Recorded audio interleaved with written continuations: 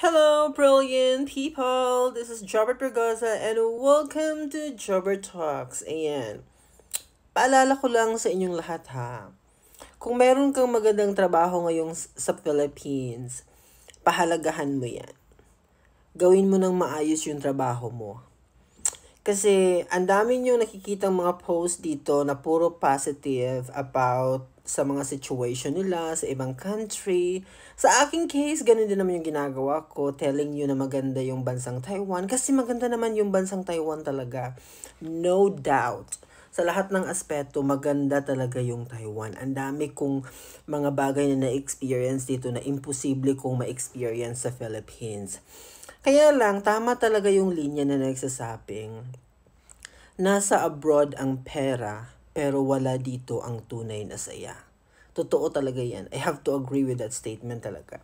Kahit pilitin mong maging masaya, hindi mo talaga makukuha yung tunay na kaligayahan dito sa abroad. Wala talaga dito ang saya, mga my dear. Kaya, kung meron kayong trabaho dyan na maganda sa Philippines, tapos nag-earn kayo ng tama, na kaya ng buhay ng pamilya ninyo, kaya nyong palaguin yung mga negosyo ninyo, or kung ano yung mga plano ninyo, yan na lang yung pagtrabahuan ninyo. Huwag na kayong mag-aim na magpunta pa ng ibang country para mapaunlad nyo yung mga buhay ninyo. Kasi mahirap talaga. Kaya yung mga nandito sa ibang country ngayon, bilisan natin na mapagtagumpayan yung ating mga goal sa buhay para makabalik na tayo sa ating mga lupang tahanan talaga natin. Yeah.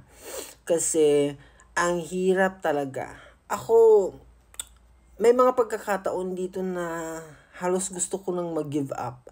Pero, may dahilan din kung bakit kailangan ko pang magpatuloy, ganun. Mahirap siya. Kaya, advice ko sa inyo, totoo ito ha, ito ay real talk talaga na pagkasabi sa inyo, kung buhay nyo dyan is okay naman, hindi kayo naghihirap, wala kayong rason, matinding rason, kung bakit kailangan yung lumipad, huwag nyong pangaraping mag-abroad. Huwag kayong maniwala dyan sa mga nagpo-post na parang sobra na talaga yung pagpapakita nila na ang ganda dito, ang perfect dito. No. Kailangan din nating i-consider yung consequences ng ating action. Yun lang. Kasi sakripisyo talaga ang magpunta sa ibang country. Matinding sakripisyo ang kailangan mong harapin. Yan ang dapat mong i-consider. Happy Sunday!